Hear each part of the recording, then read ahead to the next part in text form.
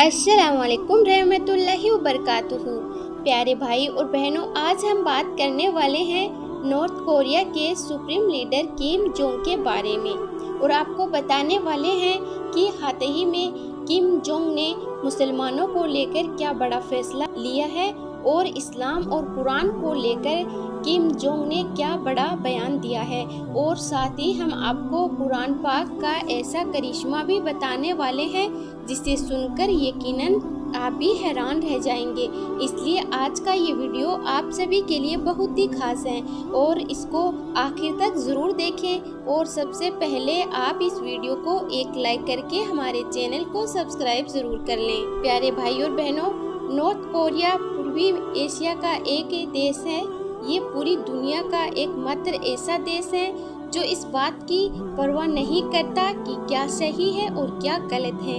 यहाँ पर छोटी छोटी बातों को लेकर भी अजीबो गरीब कानून बने हुए हैं जिनका पालन न करने पर इस देश के नागरिक को सीधी मौत की सजा दी जाती है। ऐसा इसलिए क्योंकि आप सब जानते होंगे किम जोंग नॉर्थ कोरिया का एक संघीय लीडर है। 2011 में सत्ता संभालने के बाद से ही किम जोंग की पहचान इंटरनेशनल मीडिया में सनकी तांजा रही। किम जोंग के अजीबो गरीब फैसलों के खबरें अक्सर पूरी दुनिया की मीडिया में चलती रहती हैं।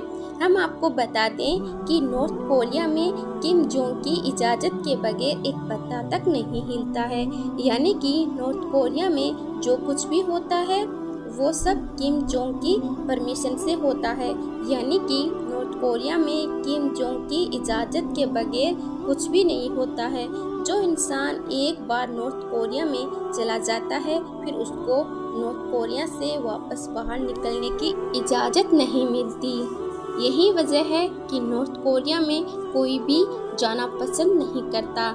धर्म क्या है, लोग कैसे कपड़े पहनेंगे, लोगों को अपने घर से निकलना है या नहीं, खूबसूरत लड़कियों को ही नौकरी पर रखना है, इन सब बातों को किम जोंग ही डिसाइड करता है। तो चलिए अब आपको बता देते हैं कि नॉर्थ कोरिया में 2015 में कितने मुसलमान थे और आज वहां पर कितने मुसलमान हैं और हाल ही में मुसलमानों को लेकर किम जोंग ने क्या बड़े फैसले लिए हैं। एक मशहूर वेबसाइट के मुताबिक 2015 में नॉर्थ कोरिया की कुल आबादी 2 करोड़ 61 लाख थी, जिनमें से 4,11,000 की आबादी ईसाई धर्म की थी और करीब इतने ही बौद्ध धर्म के मानने वाले लोग थे। वहीं पर अगर बात की जाए मुस्लिम आबादी की तो हम आपको बता दें कि 2015 में नॉर्थ कोरिया में सिर्फ 3,000 के आसपास मुसलमान थे। यानी कि 2015 में सिर्फ 3,000 मुसलमान ही थे, जो कि आज बढ़कर 30,000 के करीब हो चुके हैं। इसके अलावा हम आपको ये भी बता देते हैं कि इससे पहले नॉर्थ कोरिया की मस्जिदों में जब भी अजान दी जाती थी तो सिर्फ एक मस्जिद के अंदर तक अजान की आवाज़ सुनाई देती थी। यानी कि मस्जिद में लगने वाले लाउड स्पीकर सिर्फ मस्जिद तक ही सीमित थे। यानी कि अजान की आवाज़ मस्जिद से बाहर नहीं जा पाती थी। लेकिन हाल ही में किम जोंग ने ये फैसला लिया है कि अब नॉर्थ कोरिया की मस्जिदों के ऊपर भी लाउड स्पीकर लगाया जा सकेगा ताकि यहाँ पर रहने वाले मुसलमान भी लाउड स्पीकर से अजान की आवाज़ को आसानी से सुन सके। इसके अलावा भाई और बहनों, ये जानकर भी खुशी होगी कि नॉर्थ कोरिया के सुप्रीम कोर्ट ने भी एक मस्जिद के ऊपर माइक लगाने की परमिशन दे दी है। अब नॉर्थ कोरिया में रहने वाले मुस्लिम भी अजान की आवाज़ को सुन सकेंगे और अजान की आवाज़ सुनकर वो मस्जिदों में नमाज पढ़ने के लिए जा सकेंगे। अब आप सोच रहे होंगे कि नॉर्थ कोरिया में अचानक से इतना बड़ा बदलाव कैसे आया, किम जोंग अचानक मुसलमानों के बारे में सोचने कैसे लग गया। तो हम आपको बता दें, इसके पीछे एक कहानी है। जब से नॉर्थ कोरिया में ये वाक़या पेश आया है, इसके बाद से किम जोंग ने मुसलमानों के हित में काम करना शुरू कर दिया है। और वो वाक़या ये है कि एक बार नॉर्थ कोरिया में एक अजीबो गरीब मसला उलझ गया था। फिर आप देखें कि उस मुश्किल मसले को कुरान पाक की एक आयत ने किस तरह एक चुटकी में सुलझा दिया। यानी कि उस मसले का हल कर दिया, जिसे देखकर सिर्फ डॉक्टर ही नहीं बल्कि वहाँ पर खड़े तमाम लोगों ने वहाँ खड़े खड़े इस्लाम कबूल कर लिया। और यही नहीं, जब इस बात के बारे में किम जोंग को पता चला तो वो भी हैरान और परेशान रह गया और अल्लाह की जात को मानने पर मजबूर हो गया।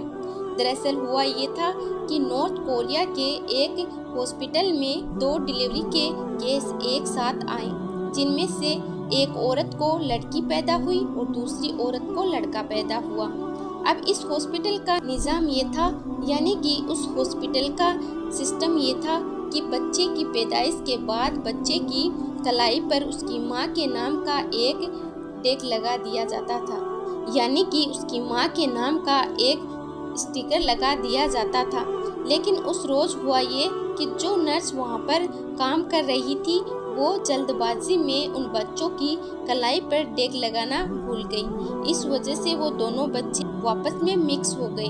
अब ऐसे में उनके लिए ये मालूम करना मुश्किल हो रहा था कि इनमें से बेटी किस औरत के पैदा हुई है और बेटा किस औरत के पैदा हुआ है। इस मसले को देखकर तमाम डॉक्टर हैरान और परेशान हो गए और सोचने लगे कि अब इस मसले का हल कैसे ढूंढा जाए, यानी कि अब इस मामले को कैसे सुलझाया जाए। इन डॉक्टरों को कोई भी आसान तरीका नहीं सूझ रहा था, इसलिए वो पास ही के एक डॉक्टर के पास गए जो कि ईरान का रहने वाला एक मुस्लिम डॉक्टर था, जिसका नाम डॉक्टर अहमद था। वो उसे कहने लगा, ए डॉक्टर, तुम तो कहते थे ना कि कुरान पाक में दुनिया के हर मसले का हल मौजूद है। अब आप हमें बताएं कि हॉस्पिटल का ये मसला कैसे सुलझेगा, यानी कि अब हम ये कैसे पता लगाएं कि किस औरत का बेटा है और किस औरत की बेटी है। तो ये सुनकर वो मुस्लिम डॉक्टर मुस्कुराने लगा और कहने लगा कि बेशक कुरान पाक में दुनिया के हर मसले का हल मौजूद है और मैं आपको इन मसले का भी हल ज़रूर बताऊंगा, लेकिन इसके लिए आप मुझे थोड़ा वक्त दीजिए।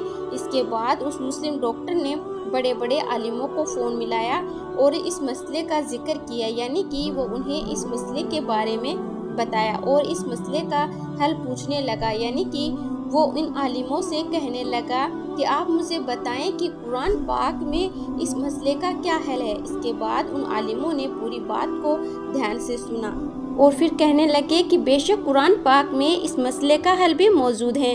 उन्होंने बताया कि कुरान पाक की सूरह यूनुस की एक आयत है जिस पर गौर करने पर इस मसले का हल मिलता है और इस आयत का तर्जुमा ये है कि एक मर्द के हिस्सेदारी 2 औरतों के बराबर है, यानी कि लड़के की माँ का दूध लड़की की माँ के दूध से 2 गुना होता है। इसके बाद उन आलिमों ने हजरत अली रज़ी अल्लाह ताला अन्हु के दौर का एक वाक़या भी बयान फरमाया, जो कि नज़ूतुल मजालिस जिल्द नंबर 2 और सफ़ा नंबर 355 में मौजूद हैं। उन आलिमों ने बताया कि एक मर्तबा हजरत अली के दौर में भी 2 औरतें ने एक साथ 2 जने रात काफ़ी अंधेरी थी, उनमें से एक औरत को लड़की पैदा हुई और एक औरत को लड़का पैदा हुआ था। अंधेरा होने की वजह से उनको ये मालूम नहीं चल सका कि कौन सा बच्चा किस औरत का है, यानी कि बेटा किस औरत के पैदा हुआ और बेटी किस औरत के पैदा हुई है। इस वजह से फिर उन दोनों औरतों में झगड़ा होने लगा। वो दोनों औरतें कहने लगी कि बेटा मेरे पैदा हुआ है। उस वजह से फिर ये मसला बहुत ज़्यादा उलझ गया था। उसके बाद उन दोनों औरतों को हज़रत अली रज़ी अल्लाह ताला अन्हु के बारगाह में पेश किया गया। हज़रत अली के सामने दोनों औरतें कहने लगी कि लड़के की माँ मैं हूँ। हज़रत अली रज़ी अल्लाह ताला अन्हु ने दोनों औरतों की बातों को गौर से सुना और इसके बाद आप रज़ी अल्लाह ताला अन्हु ने फरमाया कि तुम दोनों थोड़ा थोड़ा दूध अपने छातियों से निकाल कर मेरे पास लाओ। और इसके बाद वो दोनों औरतें गई और अपना अपना दूध निकाल कर लाई। आप रज़ी अल्लाह ताला अन्हु ने उन दोनों औरतों के दूध को तोला, यानी कि उनका वजन किया। फिर आपने देखा कि एक औरत का दूध दूसरी औरत के मुकाबले में 2 गुना पाया गया है। ये देखकर फिर आपने फरमाया कि जिस औरत का दूध भारी है, यानी कि जिसका दूध वजनी है, बेटा उसी औरत का है। ये फैसला सुनाकर लोगों ने हजरत अली से पूछा कि आपने ये मसला चुटकी में कैसे हल कर दिया। तो इस पे आपने फरमाया, कुरान पाक में इरशाद फरमाया गया है कि खुदा ने مرد کو ہر چیز میں فضیلت دی ہے، یہاں تک کہ غذا میں بھی ایک مرد کی حصہ داری ایک عورت کے مقابلے سے زیادہ ہوتی ہے۔ بس اسی حقیقت کے پیش نظر میں نے سوچا اس عورت کا دودھ وزنی ہوگا، وہی عورت بیٹے کی ماں ہوگی، اور پھر وہی فیصلہ میں نے سنایا ہے۔ پیارے بھائی اور بہنوں، عالموں کی ان باتوں کو سننے کے بعد ڈاکٹر احمد نے ان ڈاکٹر کو قرآن پاک کی اس آیت کے بارے میں بتایا اور اس کا مطلب بھی سمجھایا۔ پھر اس مسلم ڈاکٹر نے کہا کہ قرآن پاک کے حساب سے ان دونوں عورتوں کے دودھ کا وزن کیا جائے، یعنی کہ ان کے دودھ کو تولا جائے، جس کا دودھ وزنی ہوگا بیٹا اسی عورت کا ہوگا۔ لہٰذا پھر ان دونوں عورتوں کے دودھ کو تولا گیا تو دیکھا گیا کہ پہلی عورت کے مقابلے دوسری عورت کے دودھ کا وزن 2 گنا ہے۔